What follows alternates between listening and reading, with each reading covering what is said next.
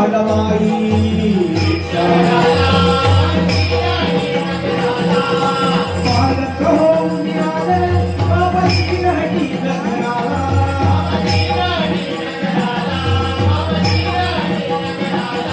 ओठे नशीब त्यासी विठ्ठलाने